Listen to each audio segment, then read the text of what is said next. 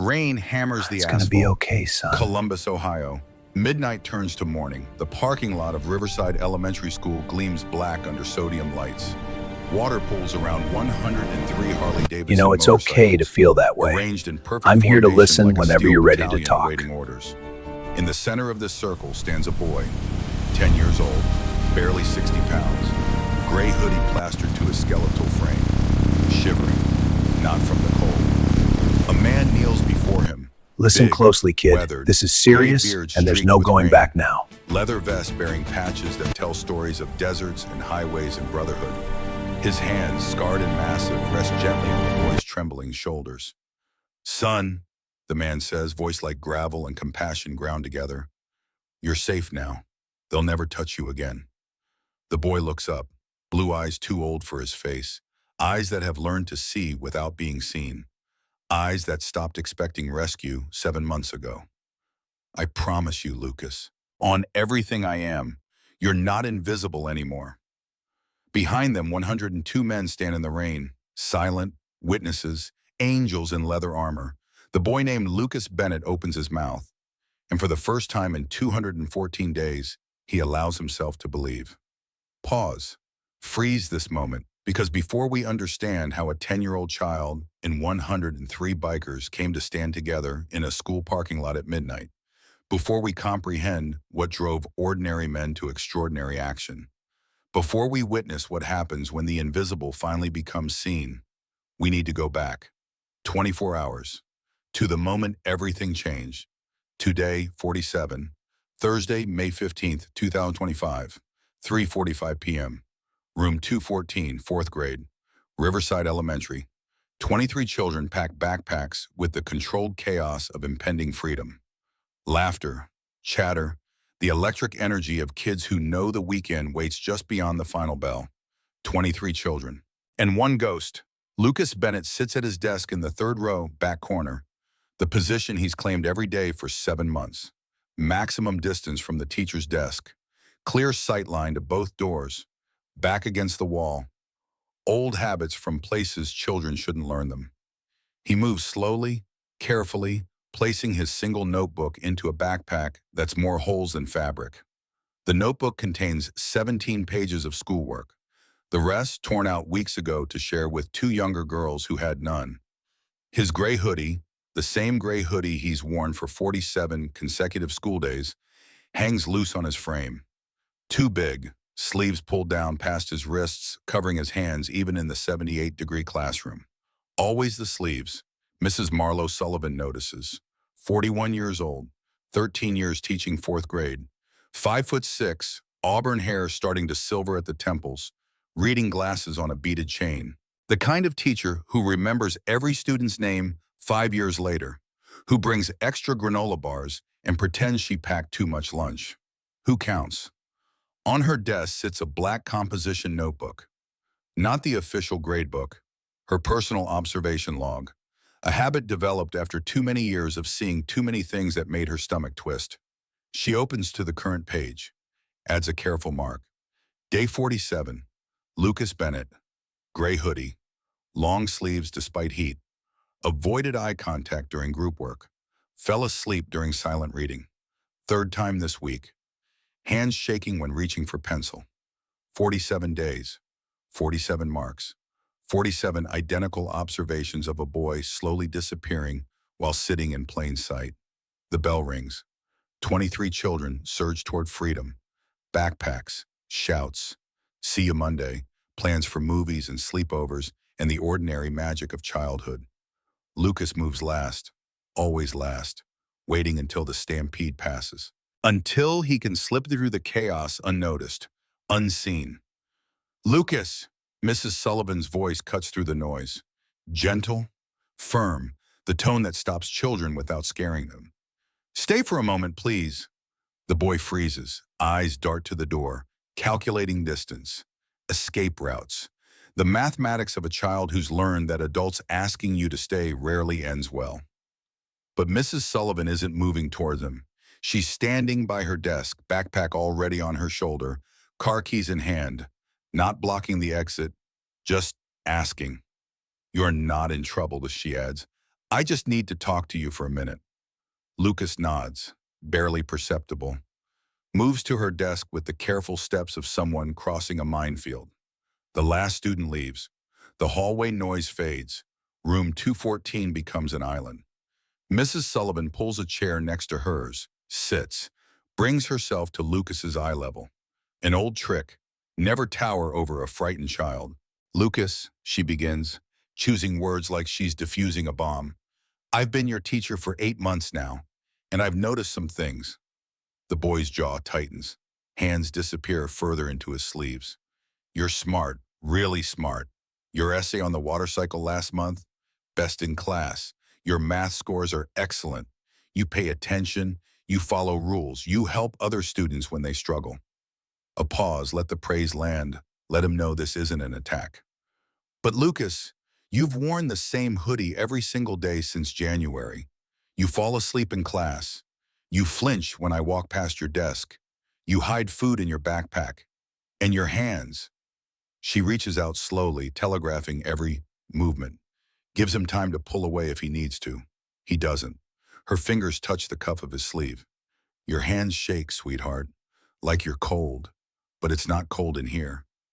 Silence. The clock ticks. Outside, a lawnmower drones. Somewhere down the hall, a janitor's cart rattles. Lucas looks at his desk, at the floor, at the window. Anywhere but at Mrs. Sullivan's eyes. Lucas, she says, and something in her voice has changed. Softer now, almost breaking. I need you to trust me. Can you show me why you always wear long sleeves, even when it's hot outside?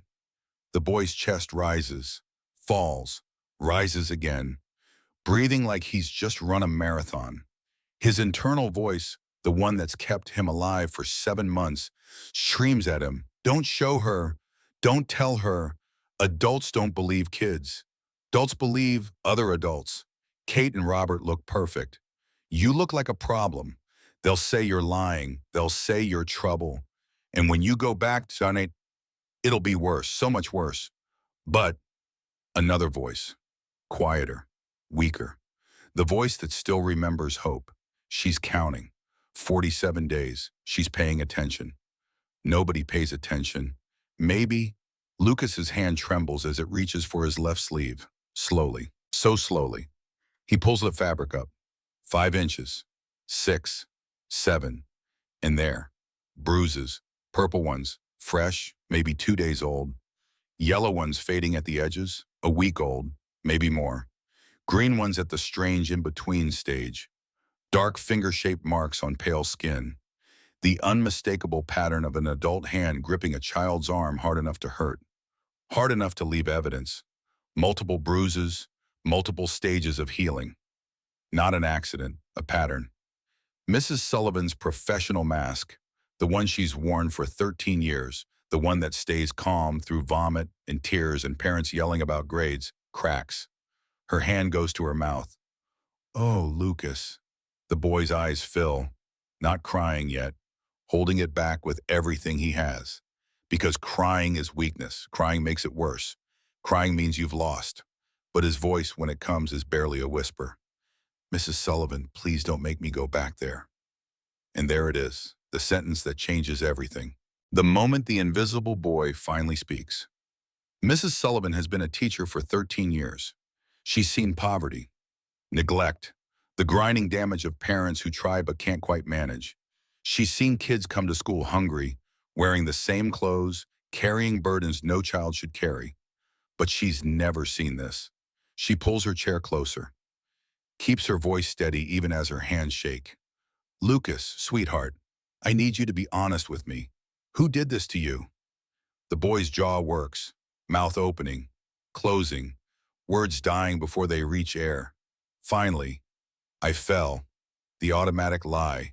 The one foster kids learned before they learned to read. The one drilled into them through fear and repetition. I fell. I'm clumsy. I bruise easy. It was an accident. Sweetheart, Mrs. Sullivan's voice stays gentle but carries steel underneath. Those are finger marks. Someone grabbed you. Someone held you hard enough to hurt. I need to know who. Silence. Then so quiet it's almost not there. If I tell, if you call them, they'll know I told. They'll know, and it'll be worse. Please, Mrs. Sullivan, please. The teacher feels something cold settle in her stomach. The professional part of her brain, the mandatory reporter training, the legal obligations, the protocol, wars with the human part that just wants to grab this child and run. Lucas, she says carefully, are you safe at home? Long pause, the boy's shoulders slump, like a string's been cut, like he's carried a weight so long he forgot what standing straight felt like. No, ma'am.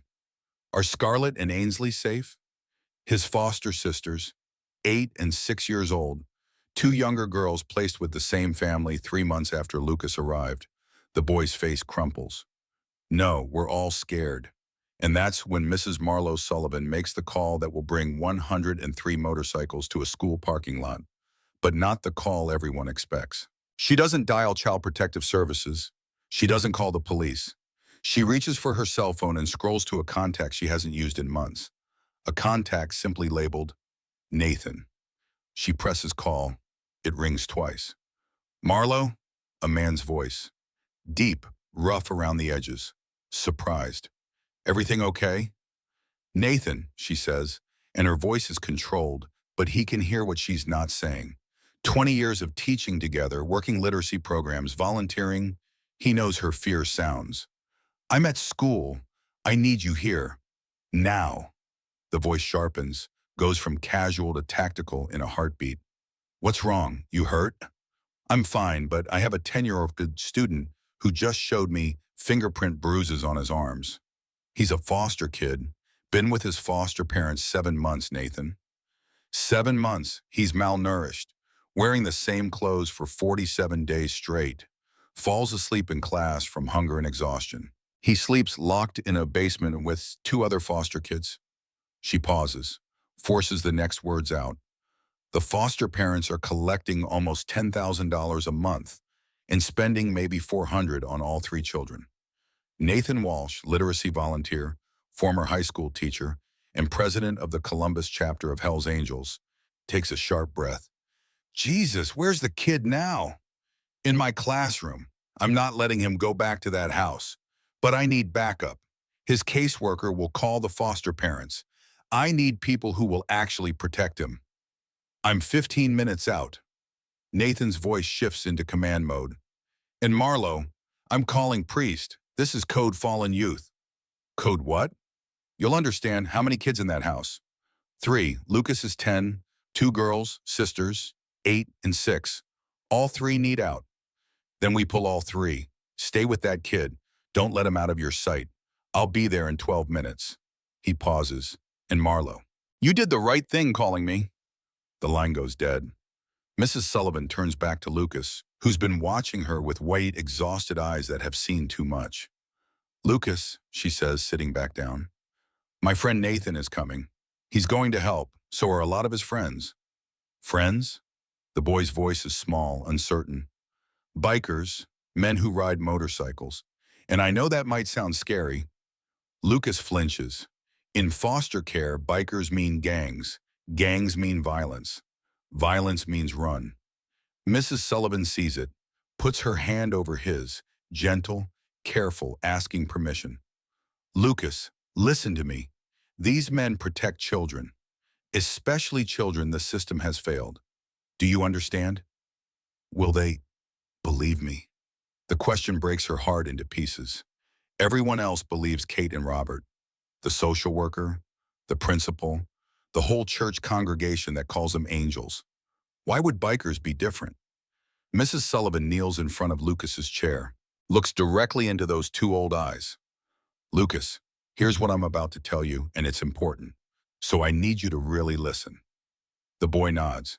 Kate and Robert's act, the nice church-going couple routine, only works when they're dealing with one person at a time, one caseworker they can charm, one principal they can fool.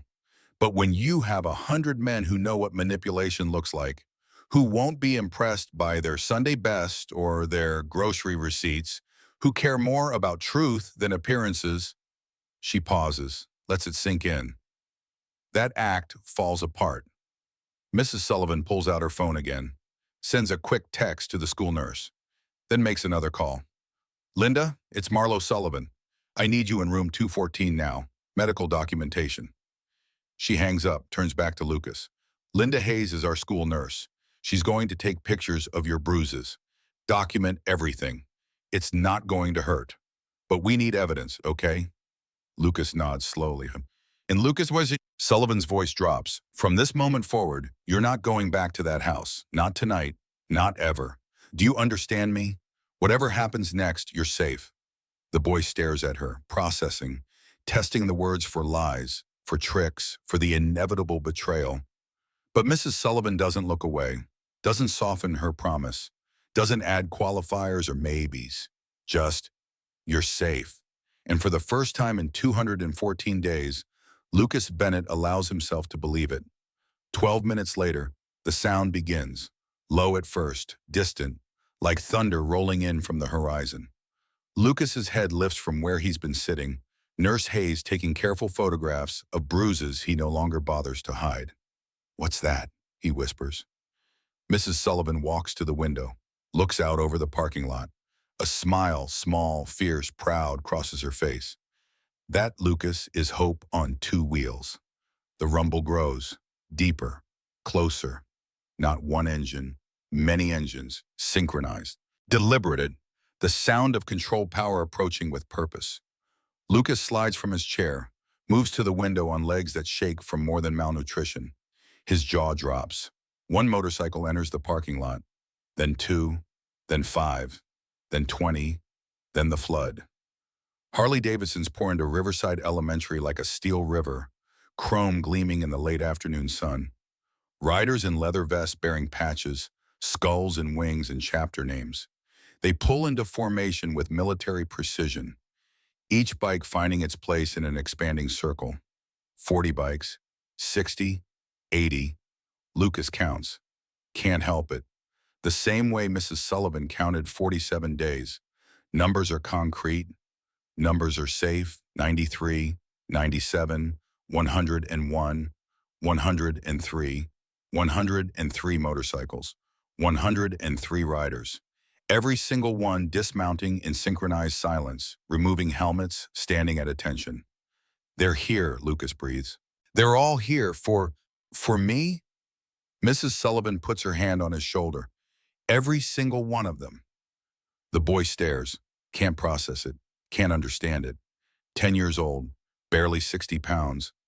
The invisible boy who learned to take up no space, need nothing, expect less. And 103 men just dropped everything to stand witness. The classroom door opens. Nathan Walsh enters, 6'2", broad shoulders carved from decades of manual labor and gym work.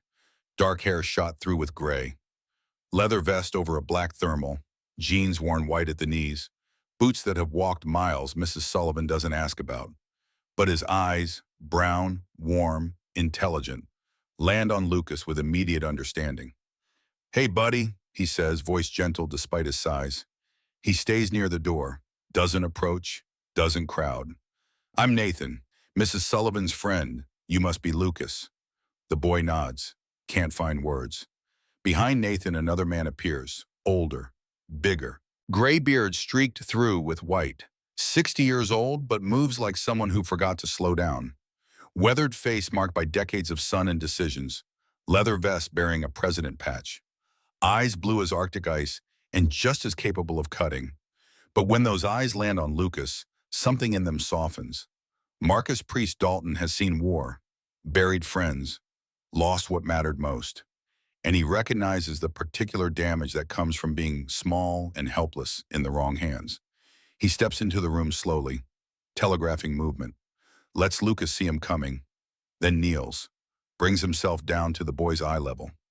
Big man, scary looking, covered in leather and patches in the visual language that says danger, but kneeling, making himself small, making himself less. Son, Priest says, and his voice carries that peculiar gentleness that only the truly strong can manage. My name is Marcus, but everyone calls me Priest. You can call me whatever you're comfortable with. Lucas stares. This close, he can see the lines around Priest's eyes. the gray in his beard, the old scar cutting through his left eyebrow. I know I look like something out of a scary movie, Priest continues, and the corner of his mouth lifts slightly.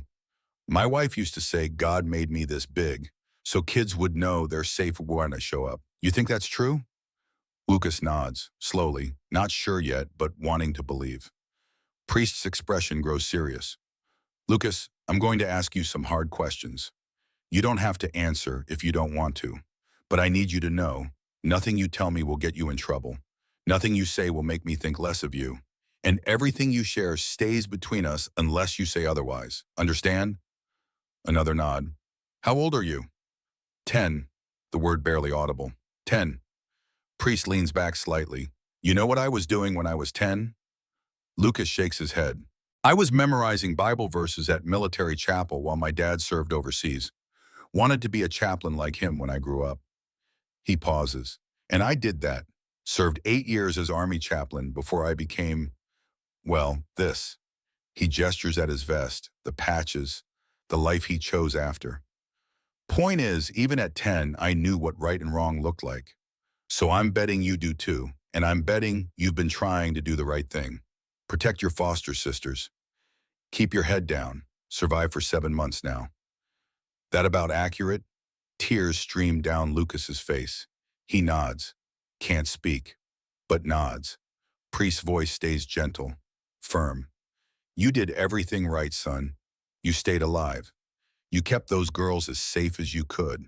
And when your teacher noticed, when she cared enough to count 47 days, you trusted her enough to tell the truth.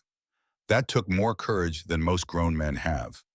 He reaches out slowly, gives Lucas time to pull back. The boy doesn't. Priest's weathered hand rests on Lucas's shoulder. Solid, real, a promise made physical. Now it's our turn. You've been strong long enough. We're taking it from here. And Lucas, 10 years old, barely 60 pounds, invisible for 7 months, finally breaks. Sobs tear out of him. 7 months of held back tears. 7 months of being brave. 7 months of protecting Scarlett and Ainsley and surviving and making himself small and never, never, never showing weakness. It all comes out. Priest doesn't move, doesn't shush him, doesn't tell him it's okay or everything will be fine or any of the empty words adults use when they don't know what else to say. He just stays, solid, present, a mountain the boys can lean against. Behind them, Mrs. Sullivan wipes her eyes. Nurse Hayes clicks one more photograph, not of bruises this time, of this. The moment a child finally feels safe enough to cry. Outside, 102 men stand in the parking lot, silent, waiting, ready. While Lucas cries 7 months of pain into Priest's shoulder, Mrs. Sullivan opens her black composition notebook, the one she's kept hidden, the one that documents what everyone else refused to see. She flips back, pages and pages of observations. Day 1, January 14th. New student, Lucas Bennett, age 10. Arrived wearing gray hoodie, jeans, worn sneakers, quiet, watchful, sat in back corner. Day 3, January 16th. Lucas fell asleep during silent reading. When woken, apologized profusely, seemed frightened. Day 7, January 20th. Same hoodie, same jeans, same watchful silence. Day 12, January 25th. Asked Lucas about his weekend. Response: It was fine, ma'am. No details, no stories, no light in his eyes. Day 15, January 28th. Lucas declined participation in group activity. When encouraged, began trembling. Allowed him to work alone. Day 20, February 2nd. Brought extra granola bars. Offered one to Lucas. He ate it like he hadn't seen food in days. Asked if I had another. Gave him 3. He put 2 in his backpack. For later, he said. The pages continue. 47 entries, 47 pieces of evidence, 47 days of a teacher paying attention when everyone else looked away. Mrs. Sullivan closes the notebook, hands it to Nathan. Everything's documented, dates, teams, observations, physical symptoms, behavioral changes, all of it. Nathan flips through. His jaw tightens with each page. You've been tracking this since January. Since day 1, something felt wrong. I couldn't prove it, but I could count. 47 days. Nathan looks at his friend, really looks at her. You counted 47 days before you had enough evidence to move. I'm a mandatory reporter. If I call CPS without evidence, they investigate, find nothing, close the case. The Mitchells get more careful. Lucas gets punished for talking, and I lose my chance to help him. She pauses. So I waited. I documented. I counted until I had proof. Priest looks up from where he's still with Lucas. Ma'am, what you did, patience, documentation, evidence, that's how you build a case that sticks. That's how you make sure they never touch another child. Mrs. Sullivan nods, tired, relieved, terrified of what comes next, but certain she did right. Another man appears in the doorway, 44 years old, wire-rimmed glasses, accountant build. Looks like he should be filing taxes, not wearing a Hells Angels vest, because until 6 years ago, that's exactly what he was.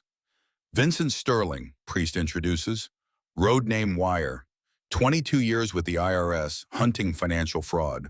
If there's money moving wrong, he'll find it. Wire adjusts his glasses, already pulling out a laptop. Names and address? Kate and Robert Mitchell, 1847 Oakwood Drive. Foster care payments for 3 children. Monthly amount? Almost 10,000, but spending maybe 400 on the kids.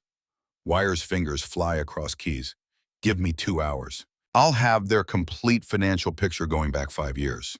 Another man steps forward, 62 years old, moving with the careful precision of someone who's seen combat and learned to never waste motion. James Rodriguez. He wears a medical patch on his vest. Combat medic, Gulf War. Been carrying a med kit for 35 years.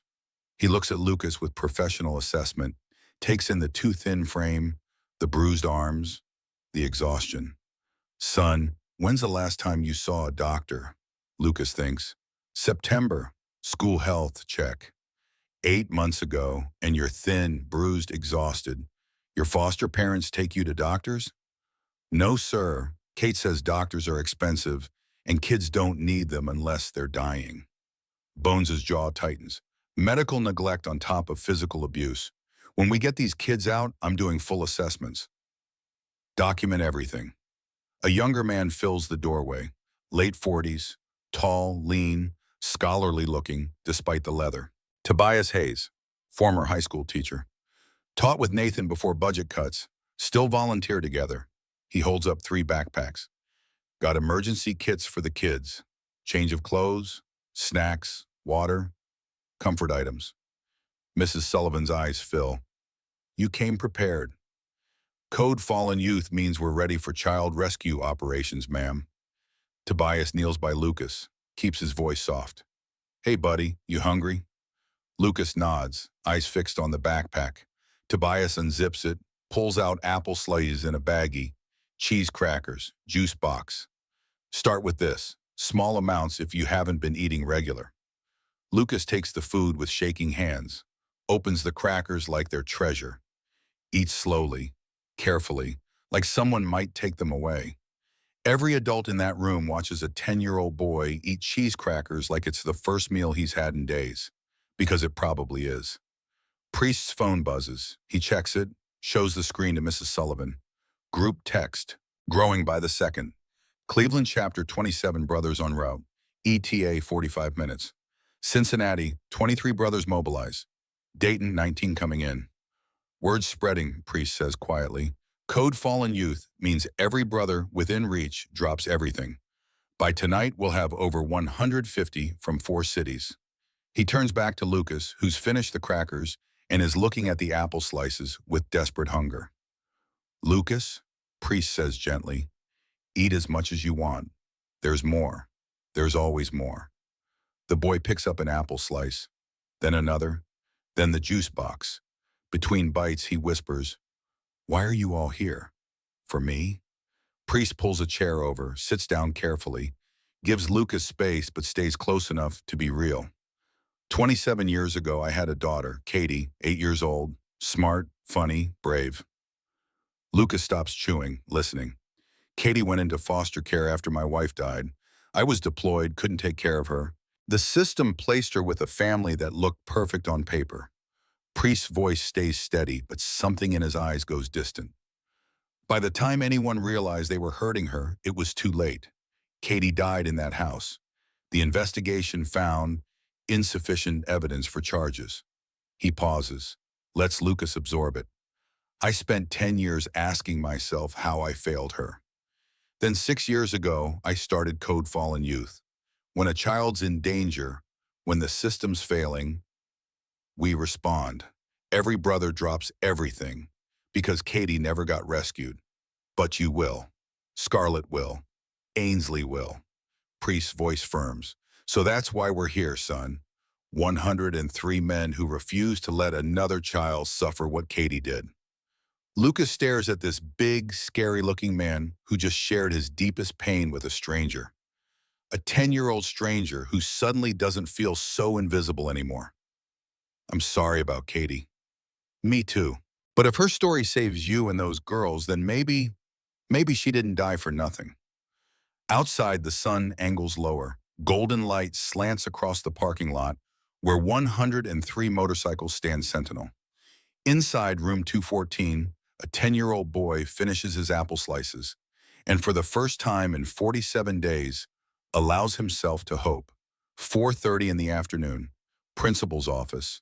Michael Thaddeus Brennan, 52 years old, 20 years in education administration, thinning hair and wire-rimmed glasses, stands behind his desk looking at 5 men in leather vests and wondering how his Thursday turned into this. Priest stands center. Nathan to his right. Wire already has his laptop open. Bones leans against the wall. Tobias by the door. None of them sitting. All of them watching Brennan with the particular stillness of men who've learned patience in hard places. Mr. Brennan, Priest begins, voice measured, respectful. We're not here to cause problems. We're here to support Mrs. Sullivan in following the law. She's a mandatory reporter who discovered evidence of child abuse. We're ensuring the victim remains safe during investigation. Brennan's hands flutter. Papers, coffee mug, anything to avoid direct eye contact. But there are over 100 motorcycles in my parking lot. Public property, Wire interjects mildly, adjusts his glasses. We checked local ordinances, no loitering laws violated, no traffic violations. Legal assembly. The optics, Nathan cuts in, are that your school finally protected a kid who's been suffering for 7 months. A teacher cared enough to count 47 days. When the system moved too slow, a community showed up fast. Priest raises a hand. Nathan stops. Chain of command clear without words.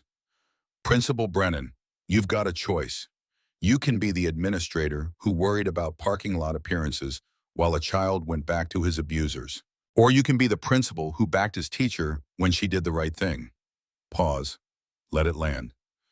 Channel 4 has a news van en route. My media coordinator is outside. You want the headline to be "School Protects Abused Student" or "Principal Prioritizes Optics Over Safety"? Brennan pales. Wire turns his laptop, shows a Columbus Dispatch website already running breaking news. Teacher documents. 47 days of abuse, community rallies to protect children. We called them 15 minutes ago, Tobias says. They're running with it. Priest leans forward, not threatening, just focused. Here's what's happening. Mrs. Sullivan filed her mandatory report. CPS is sending an investigator. Those 3 children will not return to the Mitchell residence tonight. We need your cooperation. Silence. Brennan makes his calculation. What do you need? Statements supporting Mrs. Sullivan's actions. Medical documentation from your nurse. Student records for Lucas Bennett, Scarlett Taylor, and Ainsley Taylor. I can't just give you student records. Wire pulls up Ohio Revised Code. Section 3109.12 permits disclosure to parties involved in child welfare investigations. Legal. Brennan's resistance crumbles. I'll have my secretary pull the files. Appreciate it. Priest extends his hand. Professional. Brennan shakes it. Realizes these aren't thugs. These are men who understand systems. How to work within law while bending it toward justice. The bikers file out. Outside, Brennan's secretary, Margaret, 63, looks up. Those men got you to cooperate in 3 minutes. How? Brennan slumps. Because they were right, and they knew exactly how to prove it. Wire sets up in the teacher's lounge. Laptop, portable printer, three-ring binder labeled Mitchell Financial Analysis. His fingers fly across keys. Public records first. Property ownership. Marriage license 2008. Then deeper. Credit reports. Bank statements. Foster care payment database. His eyes narrow. Got them. Lucas Bennett. Placed October 2024. Monthly payment, $3,100. Scarlett and Ainsley Taylor. Placed November 2024. Sibling group, 6,800 read monthly. Total, 9,900 per month. 7 months Lucas. 6 months the girls. 69,300 since October. Just these three. He digs deeper. 5-year history. 11 different foster children. Average placement, 6 to 8 months. Not one adoption. Every child was revenue. Wire cross-references expenses. Food purchases, $400 monthly for family of 5. Children's clothing, 0 in 7 months. School supplies, $40. He calculates. $534,000 profit. Over 5 years. Bones appears in doorway. Find something? Wire turns the screen. Worse, look. Insurance records, life insurance policies. Tyler Johnson, age 7, died 2021 in Mitchell Care. Accidental drowning. Payout, $75,000. Mia Chen, age 9, died 2022 in Mitchell Care. Fall from stairs. Payout, $75,000. Both deaths investigated. Both ruled accidental. Cases closed. Beneficiary, Kate and Robert Mitchell. Bones stares. Combat medic who knows death's faces. 2 kids died and they collected insurance? $150,000 total, plus $534 in foster profits. $684,000 over 5 years. Wire's voice goes cold. This isn't neglect. This is a business. Kids are inventory. Bones pulls out his phone, dials Priest. We've got a problem. 2 former foster kids died with the Mitchells. Both had life insurance. Both deaths ruled accidental. Listens. Yeah, thinking the same thing. Those cases need reopening. Hangs up, looks at Wire. Keep digging. If those deaths weren't accidental, then we're looking at murder. 1847, Oakwood Drive, suburban Columbus, tree-lined street, well-maintained lawns, 15 Harley-Davidsons line the curb. Public property. Legal. Unmistakable. 15 men stand on sidewalk, arms crossed, silent. Kate Mitchell, mid-40s, cardigan and khakis, pearl necklace, stands on her porch, phone pressed to ear, face pale. Robert, polo shirt, jeans, stands behind her. They look like concerned parents. Until you see their eyes. Calculation. Fear cracking the performance. Kate's call to their lawyer goes poorly. Gerald, there are bikers outside, 15 of them. Are they on your property? No, the sidewalk. Then it's legal. Kate, what's happening? She hangs up.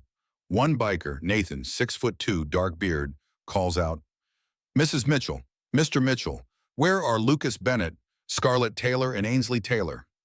Kate freezes. That's none of your concern. 3 children in your foster care. Where are they?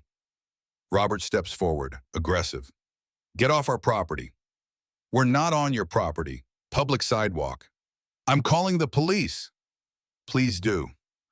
2 patrol cars arrive in 12 minutes. Officers Donnelly and Hart, both mid-30s. Robert rushes out. Officers, these men are harassing us. Donnelly, older, experienced, walks to the bikers. Gentlemen, mind telling me what this is about? Nathan pulls out his phone, shows a photo, Lucas's bruised arms. That 10-year-old lives in that house. Those bruises are 48 hours old. His teacher documented 47 days before calling CPS. We're ensuring foster parents don't destroy evidence or flee. Donnelly's expression shifts, looks at Mitchell House. Back to bikers. You got documentation? Teacher's logs, medical photographs, CPS investigator en route. Hart, younger, steps forward. You can't surveil private citizens. We're standing on public sidewalk. If that's surveillance, every neighborhood watch is illegal. Donnelly radios dispatch. Need you to run 1847 Oakwood Drive for active CPS investigations. Response crackles. Active investigation opened 4 hours ago. Emergency removal pending. Donnelly turns to Mitchells. There's an active CPS investigation. These gentlemen are within rights. I can't remove them. Kate's mask slips. This is harassment. So is child abuse, Nathan says quietly. Officers leave. Kate and Robert retreat inside. Close blinds, locked doors, but they feel it. 15 pairs of eyes. 15 witnesses who won't leave. The net tightening. Michelle O'Brien arrives at Riverside Elementary at 6:47 p.m.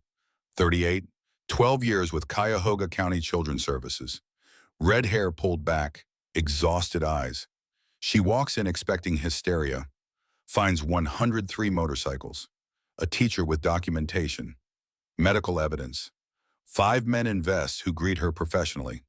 Miss O'Brien, priest extends his hand. Marcus Dalton, we're community witnesses supporting Mrs. Sullivan's mandatory report. Michelle shakes his hand, thrown off script. This is unusual. So is a child being failed 3 times in 7 months, Nathan says. Michelle's spine straightens.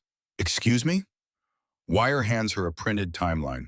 April 24th, neighbor complaint. Caseworker visited April 26th. Case closed May 1st. Finding adequate conditions. Michelle scans it. Face tightens. Sarah's report shows children interviewed with foster parents present. Standard protocol that lets abusers intimidate victims. Priest finishes. Michelle looks at Lucas, corner of room, eating sandwich with Tobias. Barely 60 pounds, bruised. Fear in every line. She's seen enough to recognize one. I need to interview him privately. Of course. Everyone exits except Lucas and Michelle. She pulls chair beside his. Voice gentle. Lucas, I'm Michelle from Children's Services. Can you tell me about living with Kate and Robert? Boy's hands tighten on sandwich. You're not in trouble. Nothing you say will get you punished. Long silence. Then barely audible. They lock us in the basement every night, 8 to 6 in morning. It's cold, dark. We sleep on mattresses on floor. Michelle's pen stills. All 3 of you? Yes, ma'am. Me, Scarlett, Ainsley. The door is locked. From outside, we can't get out, even if we need bathroom, even if Ainsley has nightmares. Words come faster. Dam breaking. They feed us 1 meal a day, sometimes less. Lunch at school is only time I'm full. Dinner is half bowl rice for 3 of us. Lucas, Kate hits Scarlett when she cries. Robert grabbed my arm so hard it bruised. They make us work. Mow lawn, clean house, hours every weekend. He's shaking, but keeps talking. They tell us if we tell anyone, no one will believe us. Adults believe adults. Kids lie. And if we tell, they'll separate us. So we don't. We just survive. Michelle writes, every word. Handshakes. Are you scared of them? Yes, ma'am. She closes notebook. Looks at this 10-year-old delivering testimony most adults couldn't. You're very brave. What you told me, that's enough. You're not going back. Michelle O'Brien, Cuyahoga County CPS, court order to inspect and interview Scarlett and Ainsley Taylor. Girls are at youth group, church, back at mine. Call them, bring them home, now. Kate's smile tightens. I don't appreciate. Officer Donnelly steps forward. Ma'am, welfare check with court order. Cooperate or we escalate. Robert appears, sees police, CPS, bikers still on sidewalk. Calculation, fight means attention. I'll call Pastor Davidson, have him bring girls home. While waiting, Michelle walks through house. Living room, clean, organized, family photos. Christian decor, normal. Kitchen, dishes in sink, refrigerator stocked. Minimal kid food. Upstairs, 2 bedrooms supposedly for children. Michelle enters first. Twin beds, stuffed animals arranged perfectly. Posters, desk. She runs finger along nightstand. Dust, thick, weeks old, aged. Closet, children's clothes with tags. Never worn, staged. Where do children actually sleep? Kate's expression flickers. I showed. This room hasn't been used in months. Dust on surfaces, clothes with tags. Where do they sleep? Silence. Michelle's voice hardens. 5 seconds, or I get warrant. 1, 2, 3. Basement, Robert says quietly.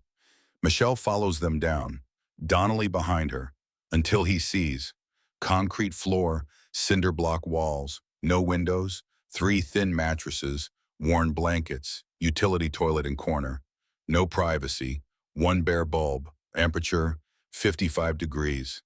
Michelle photographs, every angle, mattresses, toilet, door, deadbolt on outside.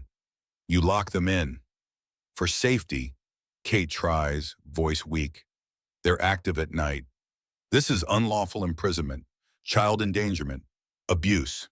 Michelle climbs stairs, radios, dispatch, need child welfare backup in crime scene unit, immediate. Turns to Mitchell's. Where are the girls? 20 minutes later, Pastor Davidson's car arrives. Scarlett and Ainsley climb out. 8 and 6. Too thin, too quiet. They see police, CPS, bikers. Scarlett grabs Ainsley's hand. We're in trouble. Michelle kneels, eye level. Sweetheart, you're not in trouble. Lucas is safe. He told us what's happening. Now I need you brave like he was. Scarlett looks at Mitchell House. Kate in doorway, with that smile, looks back, nods. We're hungry, Ainsley whispers. All the time. Michelle's heart breaks. I know, baby. You won't be hungry anymore. Donnelly steps forward, reads Miranda. Kate Mitchell and Robert Mitchell, you're under arrest for child endangerment and unlawful imprisonment. Kate's composure shatters. We gave them a home, fed them. Priest steps forward, voice cuts through. You gave them prison, ma'am, and charged the state $9,900 monthly. Handcuffs click. Kate sobs. Robert's silent, already calculating defense. Separate patrol cars, can't coordinate stories. On sidewalk, 15 bikers watch. Mission accomplished. Lucas, Scarlett, Ainsley are free. Emergency placement. Griffin and Vivian Callahan, 51 and 49. Retired teachers, licensed 18 years, 6 successful adoptions. They understood trauma. 3 children would need time, patience, safety. Home prepared. 3 beds, clean sheets, warm blankets, night lights, food, doors locking from inside only. 8:30 p.m. Michelle's van with 3 children waiting for trap to spring. Vivian kneels on porch. Same level. Welcome home, sweethearts. I'm Vivian. That's Griffin. We've been waiting. Lucas stares. Scarlett holds Ainsley. Ainsley hides. Are you hungry? Ainsley nods. Tiniest movement. Good. Spaghetti, garlic bread, salad, ice cream after. Come in. House smells like food, real food. Griffin sets table. Huge portions, more than they've seen in months. Eat as much as you want. There's plenty. Want more, just ask. Lucas stares at plate. Hands shake picking up fork. 1 bite, 2, then eats like never seeing food again. Scarlett and Ainsley same. Vivian and Griffin watch. Don't comment, let them eat. 20 minutes. Lucas stops, looks at Griffin. Can I have more? Griffin's eyes fill, voice steady. Always, son.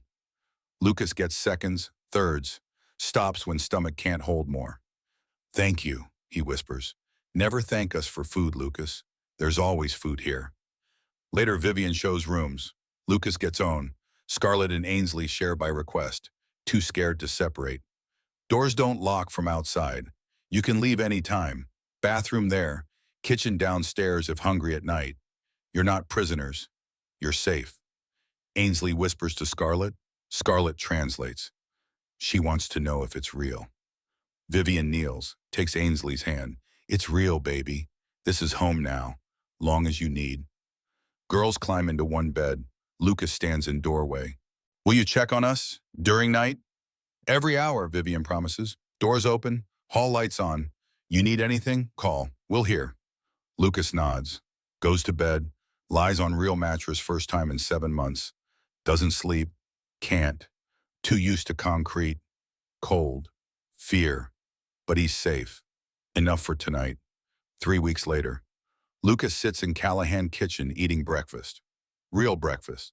Scrambled eggs, toast, orange juice. Gained 4 pounds, still thin. Progress. Scarlett and Ainsley at table, coloring, laughing, small sounds. Careful, but sounds. TV in living room. Griffin reading paper. Headline changes. Breaking news in Mitchell foster care case. Defense attorneys claim evidence suggests children's testimony may have been coached. Griffin moves fast, reaches for remote. Too late. Lucas heard. Fork stops halfway to mouth. Eyes locked on screen where lawyer speaks to reporters. Our clients maintain innocence. We have documentation suggesting Lucas Bennett has history of behavioral issues at previous placements. We believe children were manipulated by adults with agenda. Griffin kills TV. Turns. Boy sits frozen, fork trembling. Lucas. They're saying I lied. Voice barely there. Saying I made it up. No, son, they're lying. Adults believe adults. Lucas sets fork down. Hands shake. Kate said that. She was right. They'll believe them, not me. I'm just a kid. Vivian appears, sees Lucas's face, understands, sits beside him, doesn't touch, close. Lucas, those lawyers are doing their job, creating doubt. That's what defense does. But we have proof. Medical photographs, your teacher's documentation. Lucas isn't hearing. He's somewhere else. 7 months learning truth doesn't matter when adults decide it doesn't. He stands, walks to room, closes door. Quiet. The way he learned to be invisible. Scarlett looks at Vivian, scared. Is Lucas okay? He will be, sweetheart. Needs time. Vivian reaches for phone, calls Priest. Priest arrives 30 minutes later. Finds Lucas on bed, staring at wall, hasn't moved. Hey, son. Sits in doorway, doesn't enter without permission. Mind if I come in? Long pause. Okay. Priest settles in chair by desk. Big man, small room, not crowding. Saw the news. Lucas nods. Defense lawyers saying I coached you. Mrs. Sullivan manipulated you. That you made everything up. Yes, sir. You're scared people will believe them. Another nod. Priest leans forward, voice low, steady. Lucas, let me tell you about lawyers. Their job isn't truth, it's reasonable doubt. They're saying you lied not because they believe it. Because if one juror believes it, clients go free. What if it works? What if people believe? What if judge believes? What if you have to be brave again? Lucas finally looks, eyes red. I'm tired of being brave. I know, son. You've been brave 7 months, protecting sisters, surviving impossible things. Now they're asking again. Stand up, tell story, face people calling you liar. Pause, let it sink. It's not fair. You shouldn't have to. You're 10, should be playing soccer, reading comics, worrying about homework. Not this. Then why? Because Scarlett and Ainsley are watching. Because Tyler and Mia can't speak. Because if you don't stand, Kate and Robert hurt more kids. Voice gentle but firm, iron wrapped in compassion. And you're stronger than you think. Survived 7 months hell. Trusted Mrs. Sullivan to show bruises. Told story to stranger. Already did hardest parts. What if I can't? Then we carry you. That's what 103 men are for. You're not alone. Silence. Lucas whispers. I'm scared. That's okay. Courage isn't not being scared. It's doing right when terrified. Priest reaches in vest, pulls out small leather bracelet, 4 charms, number 47, angel wings, letter K, letter L. Katie's initial, your initial. 47 days counted. Wings for 103 brothers. Holds it out. Don't have to wear it, but want you to have it. Remember, when hard, when scared, when they call you liar. Remember you're not alone. Lucas takes bracelet, turns it over, slips on wrist. Thank you. Don't thank me yet. Thank me when over and you're free. Priest stands, heads for door, stops. Lucas, Katie never got to fight, never told her story, System failed her before she had chance. Turns back. You have that chance. Evidence, witnesses, 103 men walking into courtroom with you. You have power Katie never had. What do I do with it? Use it. Stand up. Tell truth. Let us handle rest. That night, Lucas sits at kitchen table with notebook. Vivian and Griffin nearby. Not hovering, just there. He writes, stops, starts again. 2 hours, 3 drafts. Dear Judge Morrison, my name is Lucas Bennett. I'm 10 years old. People say I lied about Kate and Robert Mitchell. That Mrs. Sullivan coached me. That I made it up. But I didn't. I know adults don't always believe kids. Kate told me that. She said if I told anyone, no one would believe me because adults believe adults. Maybe she was right, but I have to try. For 7 months I slept in basement. For 7 months I was hungry. For 7 months I was scared. I wore same hoodie 47 days because it was all I had. Mrs. Sullivan counted. She saw me when I thought I was invisible. I'm not lying. Scarlett and Ainsley are scared too. Tyler and Mia can't tell stories anymore. Please don't let Kate and Robert hurt anyone else. Please believe me. Lucas Bennett, he folds letter. Hands to Vivian. Can you give this to prosecutor? Vivian reads. Tears stream. Oh, sweetheart. Yes. Pulls out phone, photos letter, sends to Amanda Blackwood. Response. 2 minutes. This is most powerful evidence we have. Can I submit to court? Vivian shows Lucas. They want to use your letter, okay? Lucas nods. If it helps? 3 hours, letter goes viral. Someone at prosecutor's office leaks it. Intentionally. By morning, hashtag believe Lucas trends. Millions of shares. Support flooding. Tide turns. August 15th, 2025. 3 months after arrests. Cuyahoga County Courthouse. Courtroom 3B. Gallery fills early. Media. Foster care advocates. Social workers. Teachers. 103 men in Hell's Angels vests. They file quietly, respectfully, fill every seat, standing room and back, silent, present. Witnesses. Judge Patricia Morrison, 58, 30 years bench, enters, sees leather vests, pauses. Mr. Dalton, your organization understands courtroom protocol. Priest stands. Yes, Your Honor, we're observing. We'll maintain absolute silence and decorum. See that you do. Kate and Robert Mitchell enter. Orange jumpsuits, shackles, 3 months county lockup shows. Kate's hair gray at roots. Robert gaunt, both avoiding gallery eye contact. Lawyer Gerald Hayes, mid-50s, expensive suit, practiced confidence, sits between them. Amanda Blackwood at prosecution table, wire beside her with laptop. Priest, Nathan, Mrs. Sullivan first row behind. Lucas in witness waiting room with Vivian, not in courtroom yet, protected until testimony. All rise. Trial begins. Amanda stands, walks to jury. Ladies and gentlemen, this case is about money, power, and systematic exploitation of vulnerable children. Pauses.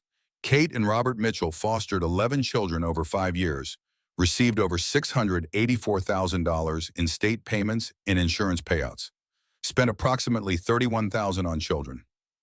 Turns to defendants. $653,000 profit from children, from babies, from kids state entrusted to their care. Picks up photo, Lucas's bruised arms, holds up. This is Lucas Bennett, 10 years old, barely 60 pounds when removed, should weigh 70, covered in bruises at various healing stages. Proof of repeated systematic violence. Another photo, basement. This is where they slept. Concrete floor, no heat, locked door, 3 children aged 10, 8, 6, locked every night, 7 months. Voice hardens. This isn't neglect, isn't overwhelmed parents making mistakes. This is calculated, intentional, criminal exploitation. Walks back, sits. Evidence will show Kate and Robert Mitchell ran business. Children were inventory. When inventory became problematic, when Tyler Johnson and Mia Chen showed abuse signs, they eliminated them. Collected insurance. Jury stirs. Uncomfortable. Angry. Gerald Hayes stands. Ladies and gentlemen, my clients are not monsters. Walk same path. softer, reasonable. They're imperfect people who took in 11 difficult children when no one else would. Children with behavioral issues, trauma, special needs. Gestures to Kate and Robert. Were they perfect parents? No. Outdated discipline methods? Perhaps. Mistakes? Absolutely. Picks up Lucas's letter. But coaching child to testify? Manufacturing evidence? That's what this case is about. Prosecution wants you believing these children gave spontaneous, truthful testimony. But look at timeline. Points to chart. Lucas Bennett spoke to teacher. Teacher, within hours, mobilized over 100 bikers. Those bikers included former law enforcement, IRS investigators, journalists, people with resources, agendas. Objection, Amanda says calmly, implying witness tampering without evidence. Sustained. Mr. Hayes, stick to facts. Hayes nods. Facts. Troubled children with lying histories, adults with predetermined conclusions. Rush to judgment, ignoring reasonable explanations. Sits. My clients didn't abuse anyone. They tried helping, being punished for it. Dr. Rebecca Hartwell takes stand. 53, pediatrician, 26 years, 40 child abuse cases testified. Amanda guides examination. Dr. Hartwell, what did you observe examining Lucas Bennett May 15th? Severe malnutrition, height and weight significantly below 5th percentile, multiple contusions at various healing stages, fingertip pattern bruising on both forearms, evidence chronic sleep deprivation. In professional opinion, were injuries consistent with normal childhood accidents? Absolutely not. Pattern indicates repeated intentional trauma. Bruising shows adult-sized handprints. Malnutrition indicates prolonged inadequate feeding. This child was systematically harmed. Amanda shows photos. Jury flinches. Scarlett and Ainsley Taylor? Similar patterns. Malnutrition, developmental delays consistent with chronic stress and inadequate nutrition. Both showed extreme fear responses to adult males. Classic abuse indicators. Hayes cross-examines. Dr. Hartwell, children bruise easily, don't they? Some more than others. Kids lie about how they got hurt?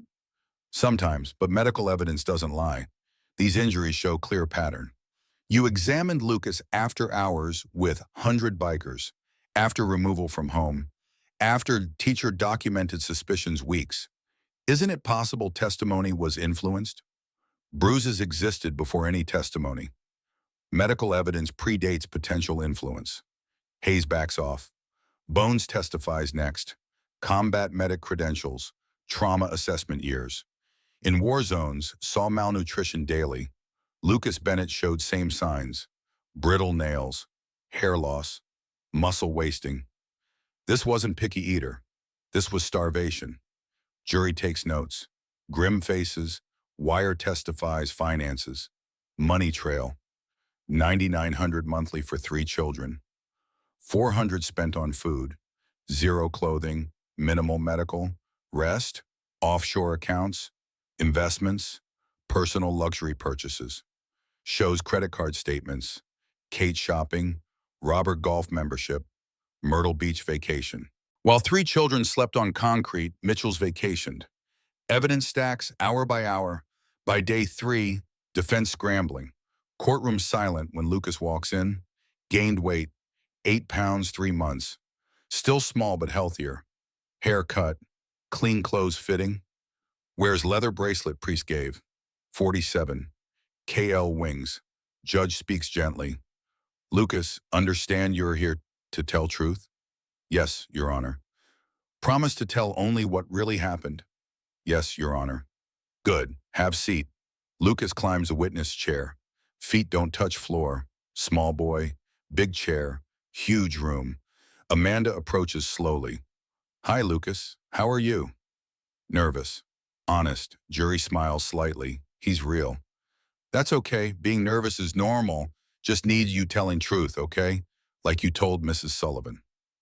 Okay. Lucas, where did you sleep living with Kate and Robert Mitchell? In basement. Can you describe basement? Lucas takes breath, looks at bracelet, touches angel wings. Cold, Dark, concrete floor, 3 mattresses, me, Scarlett, Ainsley, we shared. Toilet in corner, no privacy, and door locked from outside. Door locked. Every night, 8 o'clock. Kate would come down, count us, leave, locked door, couldn't get out till 6 morning. What if you needed something middle of night? We couldn't, just waited. What about food?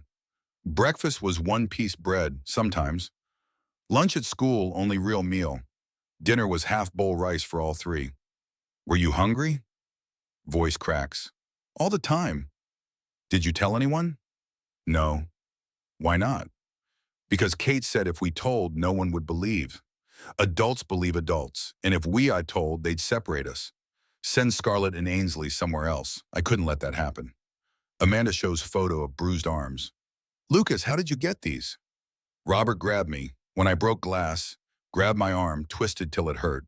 Said I cost him 50 cents. He'd make sure I remembered. Did Kate hurt you? She hit Scarlett more, pulled hair, pushed downstairs once. I caught her, carried back up. Lucas wipes eyes, still talking. Ainsley was so scared she stopped talking. Just whispers to Scarlett. Scarlett translates, because Ainsley learned talking makes adults angry. Jury watches, some crying. Amanda finishes gently. Lucas, are you glad Mrs. Sullivan counted 47 days? Yes. Why? Because she saw me. I thought I was invisible, but she counted, paid attention. She saved me. Amanda sits. Hayes stands for cross. This is where it gets hard. Lucas, you've been in foster care before, haven't you? Yes, sir. How many homes? 3 before Mitchell's. You had problems at those homes? I guess. You guess? Records show behavioral issues. Lying, stealing food, fighting children. I was hungry and scared. So you admit you lie when scared? Amanda objects. Badgering. Sustained, Mr. Hayes, rephrase. Hayes tries again. Softer but cutting. Lucas, did Mrs. Sullivan tell you what to say? No. Did bikers tell you what to say? No, they just believed me. Did anyone tell you if you said Kate and Robert hurt you, you wouldn't have to go back? Lucas's face crumples. Understanding trap. Mrs. Sullivan said I was safe. That's not same. But you knew if you claimed abuse, you'd be removed. Correct? I didn't claim it. It happened. Voice rises, angry now, not scared. I have bruises. Dr. Hartwell saw. Nurse Hayes photographed. I didn't make that up. Hayes backs slightly. I'm not saying. Yes, you are. Lucas stands in witness chair. Small boy. Enormous courage. You're saying I lied. That Mrs. Sullivan made me lie. That priest and everyone made me lie. But they didn't. Pulls up sleeve. Bruises faded but visible. These were real. Basement was real. Being hungry was real. Being scared was real. Judge Morrison doesn't stop him. Lets him speak. Tyler and Mia died in that house. They can't tell stories, but I can, and I'm not lying. Chest heaves. Tears stream. Not backing down. I'm 10 years old. I should be invisible. Kids like me always invisible. But Mrs. Sullivan counted. 47 days, and she made me visible.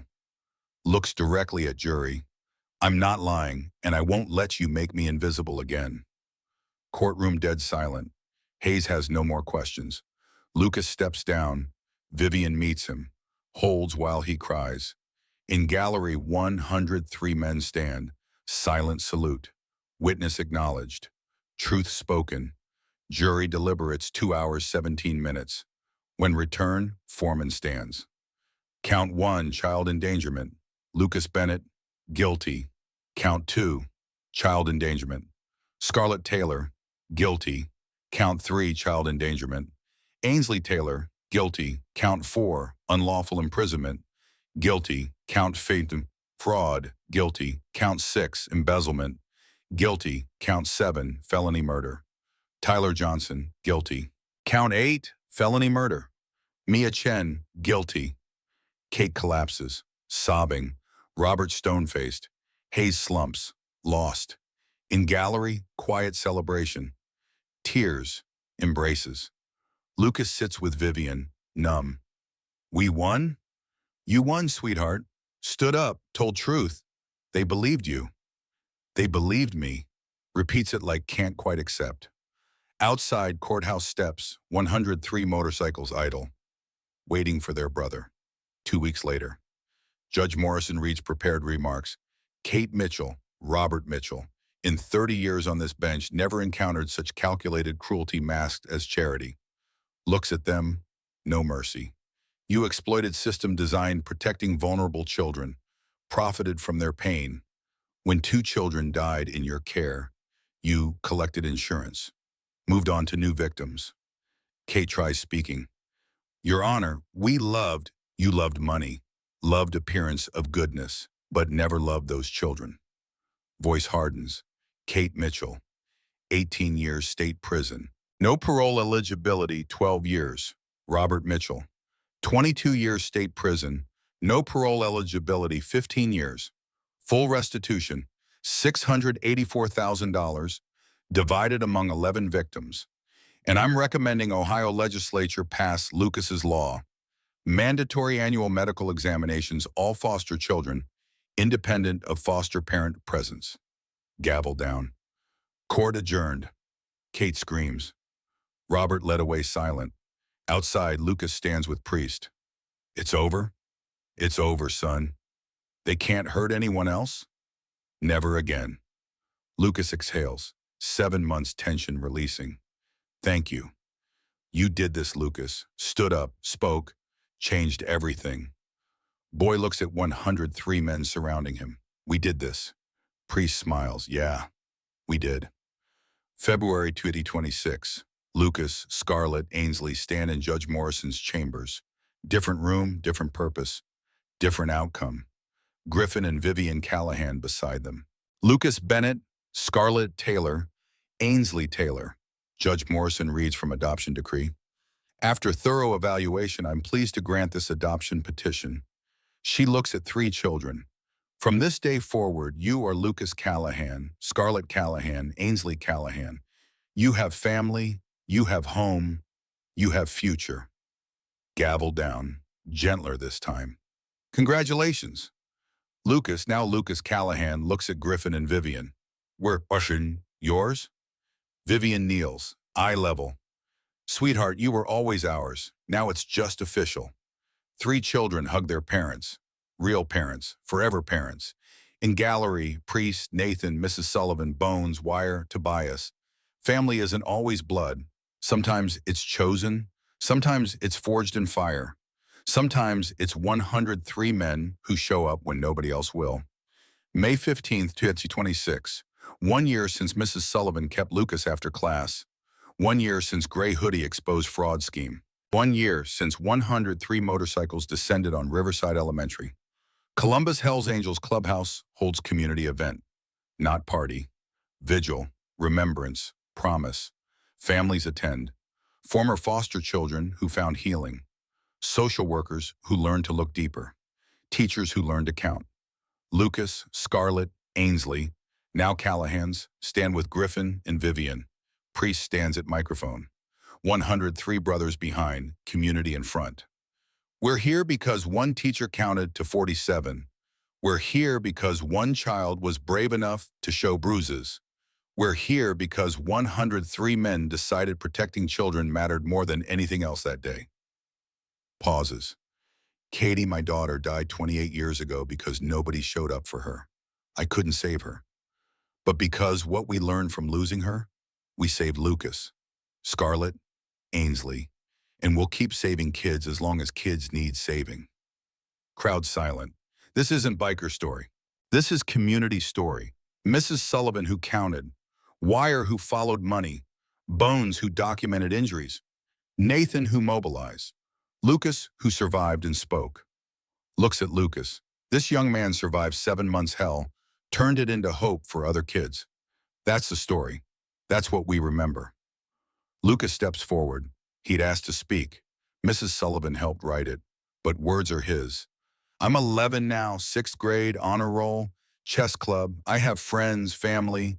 enough to eat, bed that's warm, people who care, takes breath. But I almost didn't. If Mrs. Sullivan hadn't counted, if she'd looked away like everyone else, I don't know if I'd be here. Maybe still in basement, maybe dead like kids before me. Voice strengthens. But I'm here because people showed up. Scary-looking people. People with motorcycles and leather jackets and patches supposed to mean danger. But they were safest people I'd ever met because they didn't just say they cared. They proved it. Looks at Priest, Nathan, all 103 men. So if you're hearing this story, here's what I want you to know. You don't need motorcycle to save someone. Don't need 103 friends. Just need to pay attention, count days, notice when something's wrong, and care enough to do something. Holds up phone, shows photo, gray hoodie, now framed, hanging in foster care advocacy center downtown Columbus. 47 days, someone counted, someone cared. That's all it took. Standing ovation, 103 bikers salute. Lucas salutes back. May 227, National Foster Care Advocacy Center, Washington, D.C. Lucas Callahan, 12 years old now, 72 pounds, healthy, strong, confident, stands before assembled crowd. Foster care workers, advocates, survivors, press. He's here presenting his gray hoodie, the one he wore 47 days. It's been cleaned, preserved, mounted in frame with brass and placard. 47 days, one boy, 103 angels, infinite courage. This hoodie belonged to Lucas Callahan, formerly Bennett. He wore it 47 consecutive days while suffering abuse. He was 10 years old, weighed barely 60 pounds, thought he was invisible. Teacher Marlo Sullivan counted every day. Priest Marcus Dalton answered call. 103 brothers stood witness. Lucas found his voice.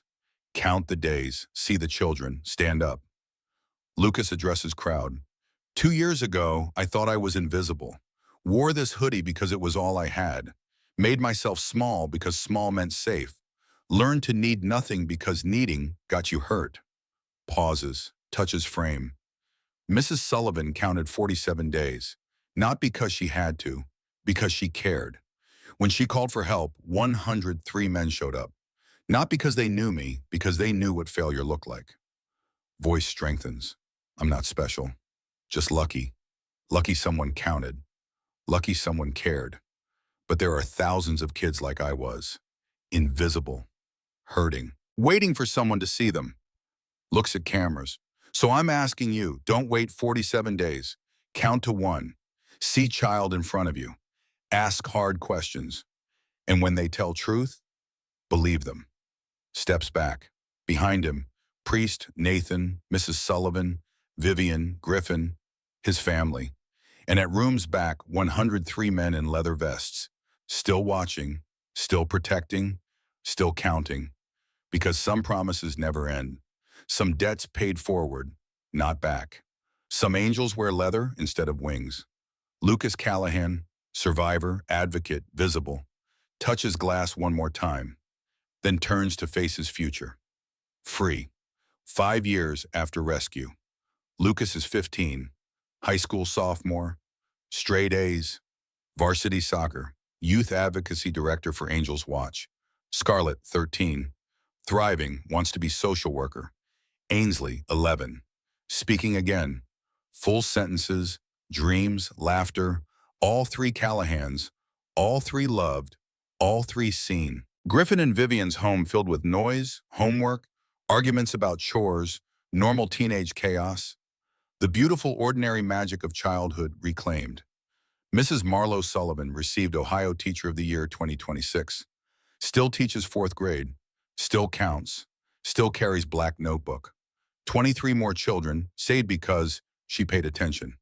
Marcus Priest Dalton, now 60, serves as National Foster Care Reform Advisor.